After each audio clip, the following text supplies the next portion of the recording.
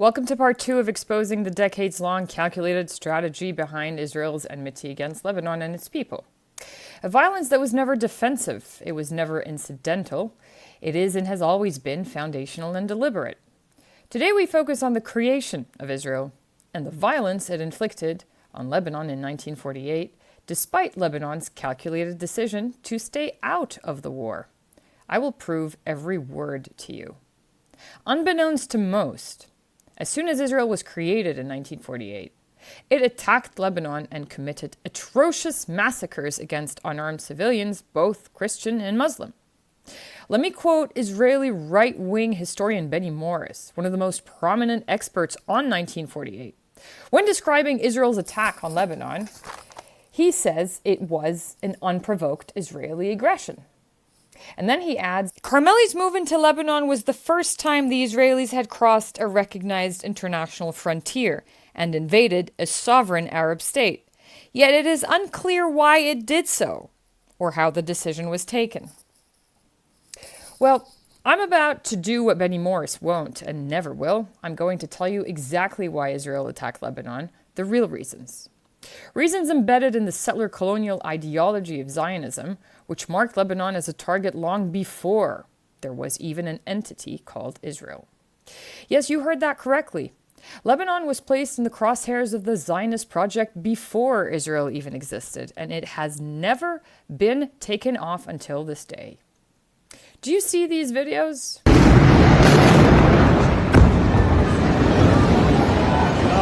That's Israel bombing both Beirut and South Lebanon just this past week under what it still dares to call a ceasefire. Israel has violated the ceasefire agreement more than 3,000 times since the agreement was signed on November 27, 2024, with practically zero retaliation.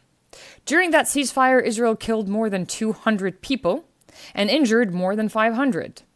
This is not a breakdown in the ceasefire. It is the typical Israeli ceasefire, for violence is the design, ideological, structural, and endemic to Israel's behavior toward Lebanon. Let me show you something. Look at this picture. These are the 37 governments in Israel's history. Every single Israeli government, without exception, has attacked Lebanon since 1948. Not one broke the pattern. Now, to the self-defense apologists who claim Israel only retaliates, answer this.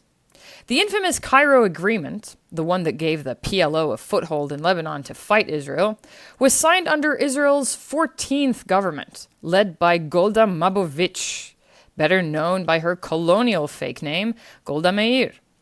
That's when people start pretending Israeli attacks on Lebanon were defensive. Some like to stretch it back to the 13th government, 1966 to 69, under Levi Shkolnik, also known by his colonial alias, Levi Eshkol, and say that Israel was already provoked by sporadic guerrilla fire during that time. Fine, let's pretend that every attack on Lebanon, from the 13th to the 37th government, was defensive due to the presence of those actors. A total lie, but let's pretend. What about the first 12 governments?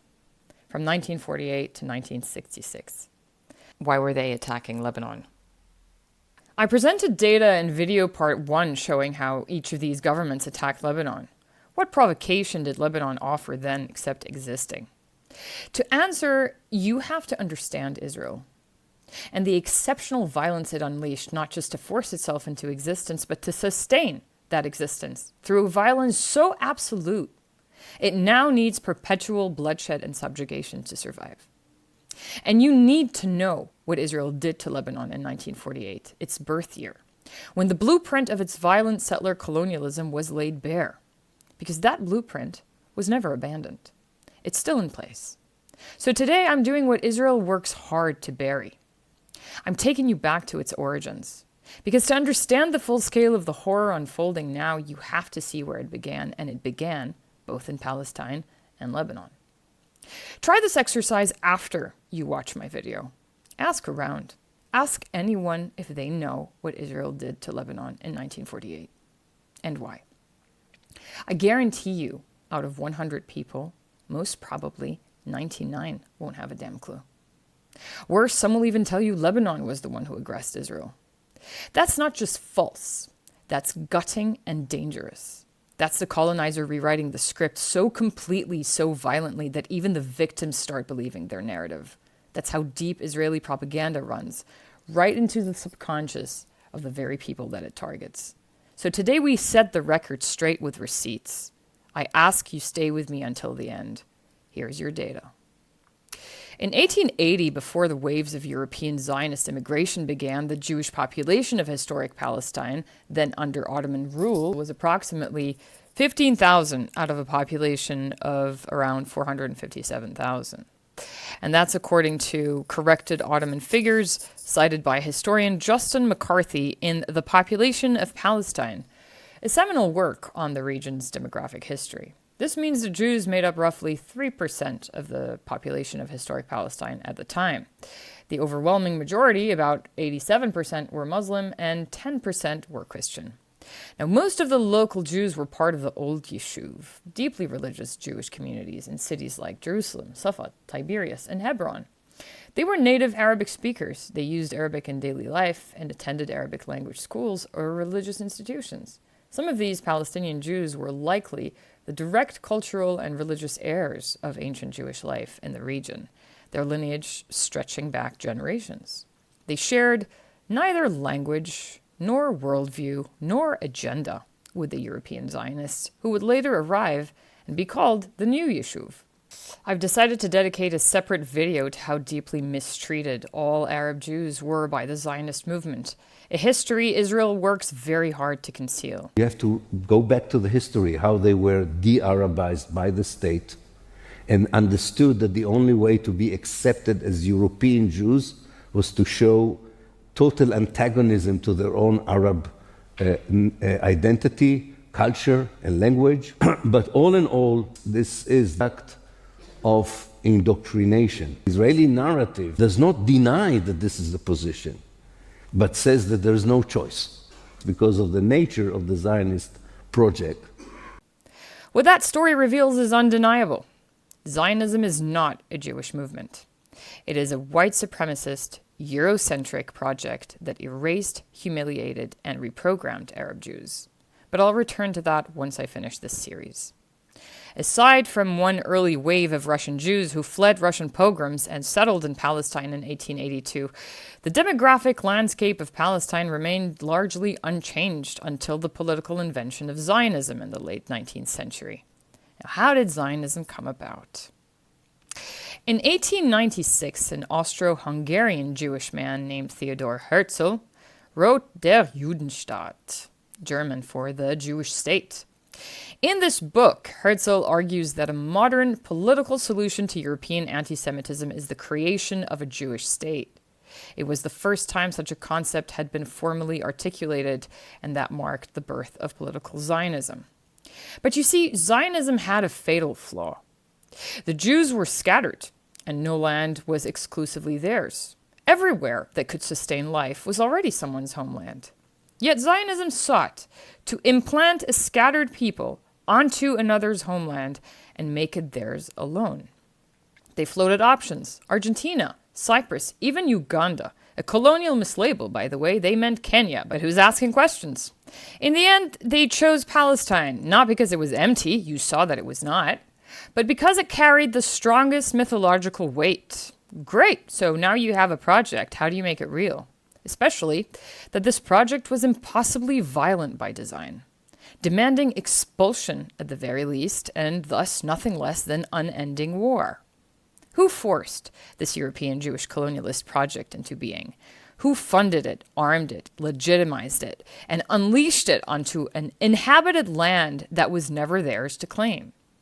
I'll let Jeffrey Sachs answer this one. All problems in the world go back to the British.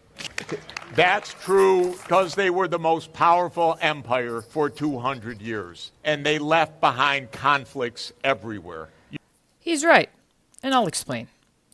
By 1918, the British Empire directly ruled a quarter of the world's land and a fifth of the world's population, making it the largest empire by both territory and population in recorded human history. And that's just a formal empire. Through banks, debt, and gunboats, its informal empire stretched even further. Britain de facto controlled over a third of the planet in 1918. But Britain wanted more, especially from the collapsing Ottoman Empire. That's what World War I was really about.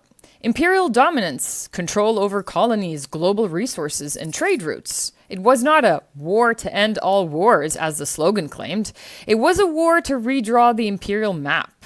And nowhere was more important to that map than the region Britain would come to call the Middle East. Not because it was east of anything local, but because it lay between the British Empire's crown jewel, India, and its Mediterranean holdings. The Middle East was the middle of Britain's east. To control it was to command empire, oil, trade, and the passage of armies, a geopolitical corridor that would serve as the artery of empire. Thus, Britain was so obsessed with Palestine, a crucial land bridge between their colonies in Africa and the oil-rich Gulf. So obsessed that in a desperate bid to win the war, it made not one, not two, but 3 secret backdoor deals, each time dangling Palestine like a prize. If you help me win the war, I'll give you Palestine, they said. Palestine was not theirs to give, and yet they promised it to 3 different parties at the same time. First, to Sharif Hussein of Mecca. That was the Hussein McMahon correspondence, a lie. Second, to France in the Sykes-Picot Agreement of 1916. They secretly carved up the region, handing France a claim over parts of Palestine, another lie. Third, to the Zionist movement, barely 2 decades old by now. Britain handed a political bomb, the Balfour Declaration, 1917. In a letter to Lord Rothschild, who served as a symbolic figurehead of British Zionism, British Foreign Secretary Arthur Balfour pledged support for a national home for the Jewish people in Palestine, in exchange for Zionist political and financial backing in the war. 3 deals auctioning off 1 stolen land, all of it centered on betrayal. The British backstabbed Sharif Hussein. They double-crossed the French, but they honored their commitments to the Zionist movement. Why? Because what better deal for the British Empire than having a colonial pro-Western foothold in Palestine, without needing British resettlement? That would serve as a buffer against Arab independence, which didn't serve British interests, while simultaneously removing Jews from Europe. What a devilishly clever arrangement. Or so they thought. After the war, in 1919, at the Paris Peace Conference, where the victorious Allied power carved up the remains of the Ottoman Empire, the Zionists had a seat at the table as collaborators, active partners in the empire. Negotiating their place within a colonial order they were desperate to join. Chaim Weizmann, the head of the Zionist delegation, submitted a memorandum proposing something scandalous: the borders of a Jewish state that did not yet exist. Forget asking how do you draw borders for a colonial state that does not exist in a land full of people who never agreed to be colonized. Forget about that, because history is insane. Ask instead, what did those borders include? Let me show you. This is the map the Zionists submitted. Now, what is this? This is South Lebanon. Observe this carefully. The border of their hallucinated damn state reached above Saida, curved inland to form a northern hump, and dropped back down to include Jabal al-Sheikh. This means that they drew their northern border 60 kilometers, nearly 40 miles into Lebanese territory. That area represents almost 30% of modern-day Lebanon, casually marked as part of the so-called Jewish state. If you think I'm winging the distances or exaggerating the surface area, read what Weizmann himself wrote in a series of letters to the British Prime Minister David Lloyd George, letters that took me forever to dig up, in which he argues that we consider it essential that the northern frontier of Palestine, see, they used to call it Palestine, should include the valley of the Litani for a distance of 25 miles above the Bend, and the western and southern slopes of Mount Hermon. 25 miles above the Bend. The Bend is the notable westward turn of the Litani River. The Zionists wanted territory extending 25 miles, 40 kilometers, upstream from this point. Do you know what that means? It's 5 miles north of the Awali River. That lands you straight in the Shuf, more than 60 kilometers from the border. And they also wanted the slopes of Jabal al-Sheikh, Mount Hermon. This is Mount Hermon. This Jewish homeland didn't just creep into Lebanon, it swallowed a third of it. But Sarah, this is so long ago. Today the Israelis really don't want to take any Lebanese land. They only want to defend themselves. Well, let me show you a couple of things, Habibi. Back in October 2024, just a few months ago, during the war, Israel ordered the evacuation of South Lebanon. How far did they ask the people to go? This is the official Israeli communique. عليكم التوجه فورا إلى شمال نهر الأولي. You must immediately head north of the Awali River. And here's the New York Times repeating that claim with a little map. Israel told residents to move north of the Awali River. That's within 60 kilometers of the border. See, the Awali lies about 60 kilometers from the border. That's not a random line on a map. That is the exact northern border the Zionists drew in 1919 for their so-called Jewish state that swallowed over 30% of Lebanon. You think they've abandoned their fantasy of theft? This is a headline from December 2024. Israel captures Syrian Hermon, Netanyahu. This is a historic day. There's no Hamas or Hezbollah in Syrian Hermon. Only a new Syrian government that keeps repeating it wants to be friends with Israel. This headline, just less than 2 weeks ago, shows Shara expressing openness to join the Abraham Accords. And yet, here's a headline from this past week. Israel is still attacking Syria. Self-defense, you say? Fantasies of theft this pathological don't fade away with time. What began as theft written on paper is now policy by fire and force. They're no longer submitting maps to the Western powers. They're drawing them in blood. And in the West, every last one of them is letting them. So tell me, do you finally grasp the sheer obscenity of those who preach sovereignty in Lebanon without once uttering the word Israel? To add insult to injury, in his letters to the British, in pure colonial hallucination, Chaim Weizmann declared that South Lebanon was valueless to the territory north of the proposed frontier and can only be used beneficially by the Jewish state further south. What kind of person declares that another nation's territory is valueless to its own people? If you said a genocidal psychopath, you'd be correct. After World War I, Britain seized Palestine, enacted the Balfour Declaration, and flung open the floodgates to mass European Jewish immigration, laying the foundations for a Zionist settler colonial state. And by 1946, just 28 years later, the Jewish population of Palestine had ballooned to 608,000. That's swelling to 30% of the total population. Reminder, in 1880, Jews made up about 3% of Palestine's population. By 1919, according to the same historian, Justin McCarthy, they were still under 8%. But by 1946, they had risen to 30% of the total population. In short, between 1919 and 1946, the Jewish population increased more than tenfold, nearly 1,000%, with 90 to 95% of the settlers being European Jews.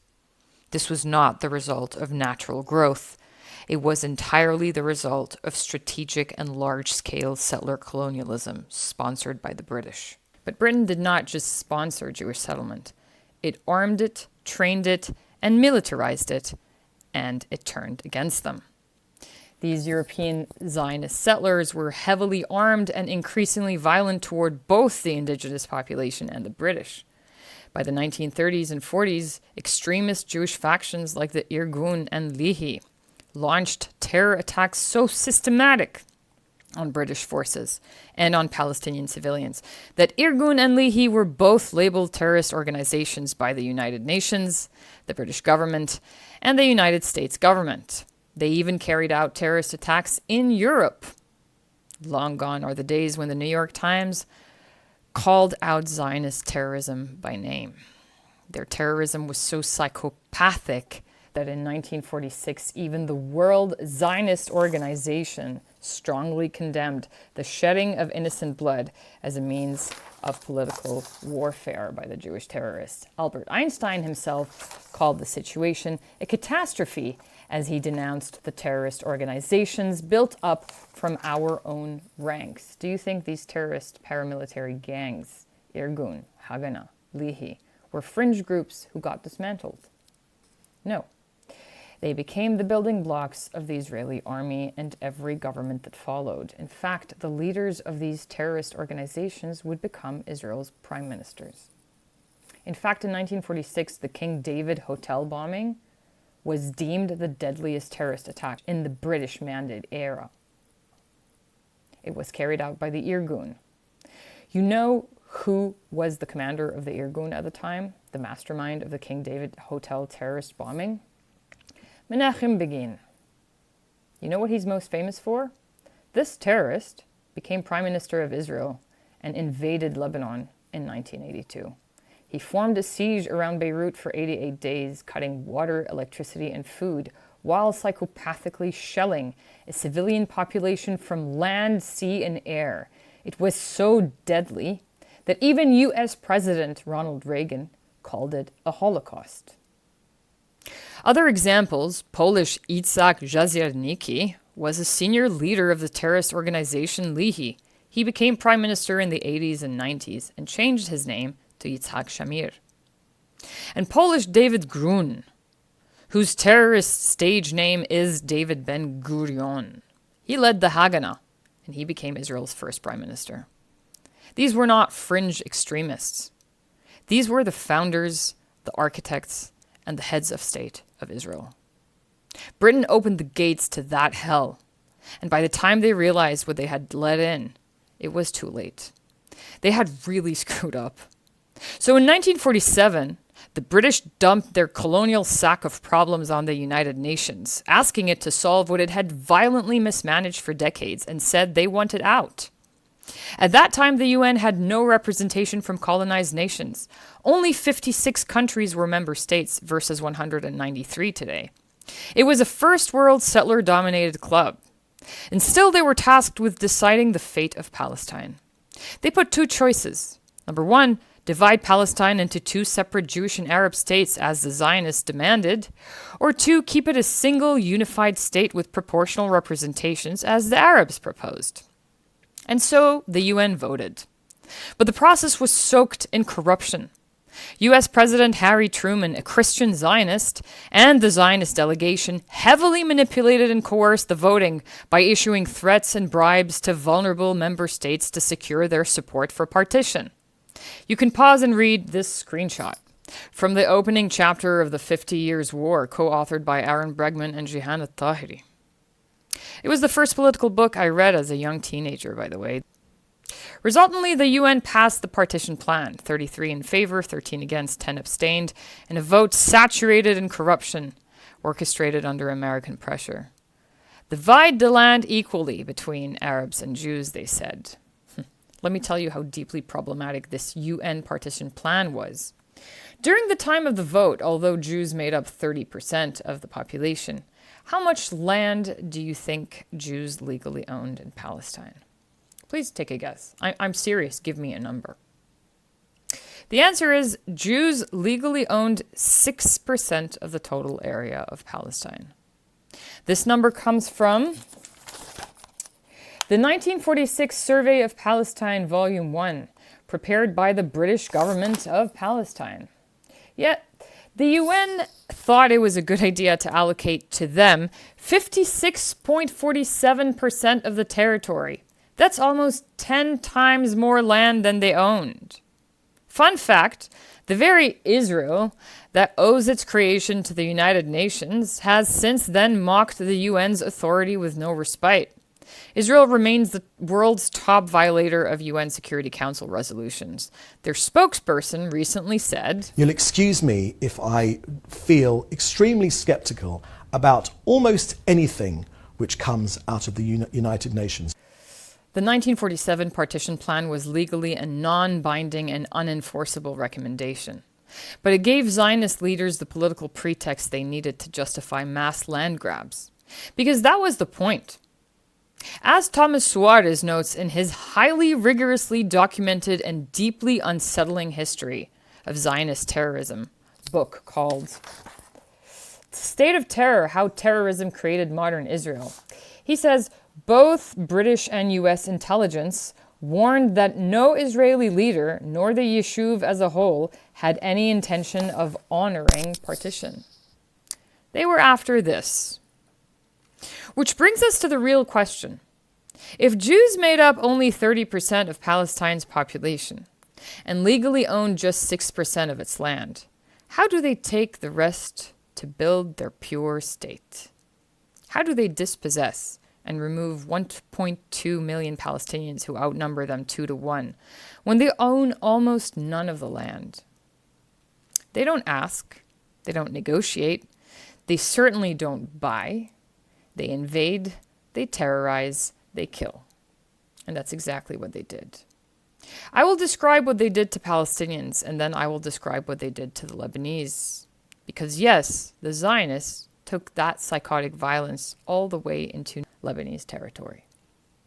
Thus came Plan Dalet in 1947, or Plan D, a premeditated military blueprint for purification, a strategy to seize as much land as possible by emptying Arab villages through massacres, forced expulsions, and systematic destruction, not just in the area allocated to Jews by the UN partition plan, but deep into the Arab-designated zones as well. As historian Benny Morris put it bluntly, the Palestinians have to be defeated in the 6 weeks remaining before the British departure scheduled for 15 May. By defeated, he means exterminated across as much land as could be emptied. Why? Because the Zionists knew they had to secure as much land as possible before the world could intervene, because the British are still letting them get away with it, but the world won't. So while the British sat and watched, the Zionist terrorists seized Haifa on April 22nd, Safad on May 10th, and Jaffa, explicitly assigned by the UN partition plan to the Arab state, which endured over 2 weeks of bombardment before 70,000 of its inhabitants were expelled on May 13. Today it is part of Tel Aviv.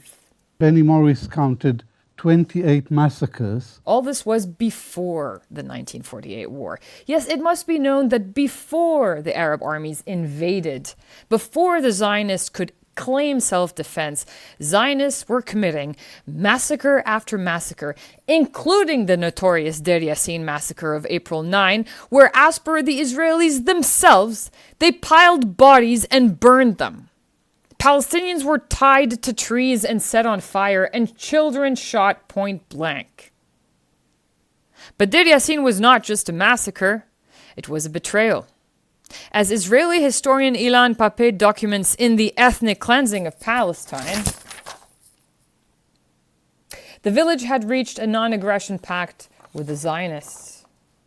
Trusting that neutrality would spare them, the Zionists wiped them out anyway. And they still take pride in it. עד היום, האף שלי בשמיים. הם ברחו מחיפה, ברחו מיפו, ברחו מכל... הכל בגלל דיר יאסין.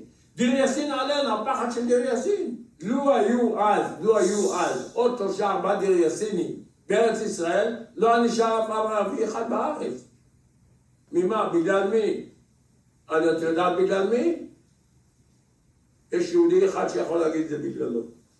אני פיקדתי על דיר יאסין. And I want to make one thing painfully clear.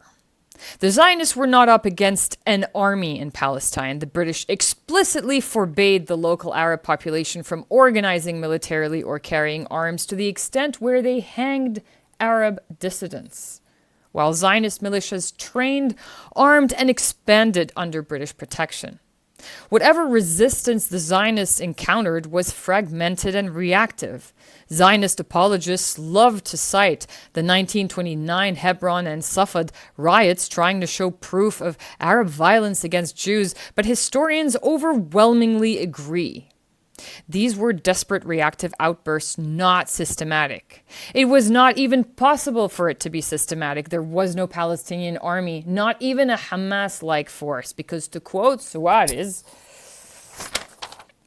the British response to Palestinian terror was so brutal and uncompromising. The Zionists were butchering an unarmed civilian population, a people who, by historical record, had welcomed them. And this is not speculation. Here are the British colonial authorities admitting this in a report. This quote is from the 1937 Royal Peel Commission, a high-level British investigative body tasked with assessing the growing tensions in Palestine between Zionist settlers and the indigenous Arab population. They say, the Arabs throughout their history have not only been free from anti-Jewish sentiment, but have also shown that the spirit of compromise is deeply rooted in their life. And here is an official UN document saying, Palestinian Arabs sympathized with the plight of European Jews, so much so that they literally offered to share their homes with Zionists.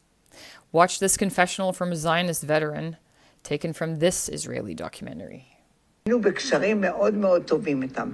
כשאני הייתי קטנה, אולי 5-6, אנחנו נסענו מזיכרון לגור בטנטורה. ואנחנו גרנו עם הערבים ביחד בבתים. כזו מערכת יחסים יפה וטובה. They massacred the people they had wonderful relations with. These civilians of Tantura, the town she mentioned, one of the wealthiest and most developed towns in Palestine, were massacred so ruthlessly that an Israeli filmmaker felt compelled to expose it in a documentary called Tantura. Here are Zionist veterans confessing in their own words how they purified Palestine in 1948 in that documentary. They first of all killed many of them. And there was not any reason to do it. הפכו אותנו לרוצחים, שהעמדנו את הערבים וירינו בהם סתם. ודאי, הרגנו בהם. בלי נקיפת מצפון. חבר'ה שלקחו את הלוויורים ורדפו אחרי חבר'ה ושרפו אותם. זה היה משהו זוועתי, וזה אסור לספר, אני לא אדבר על זה, כי זה יכול להיות סקנדל שלם מהעניין הזה. חלק הילדים האלה מהקשרים, אני זוכר, לא יכול להגיד את זה, הכניסו אותם לחבית, ירו עליהם בחבית, ואני זוכר את הדם בתוך החבית. לא הייתי כתוב את זה. 3-4 חודשים הראשונים הייתי רוצח. מה זה אומר? אני לא לקחתי שבויים.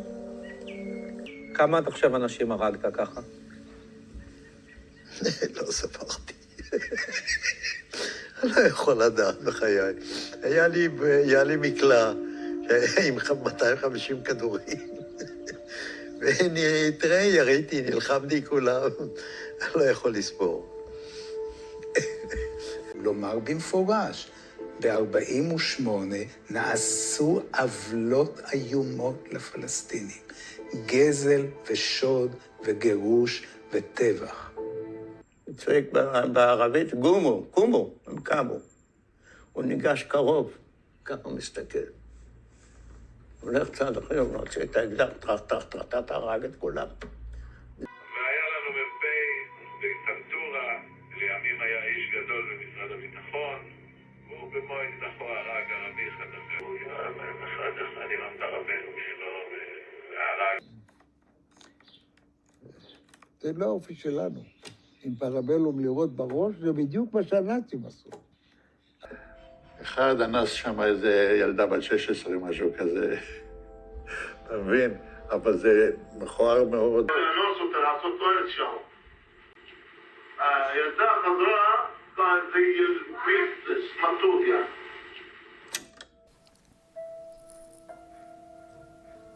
Do you think they spared the Lebanese villages? Just wait for it.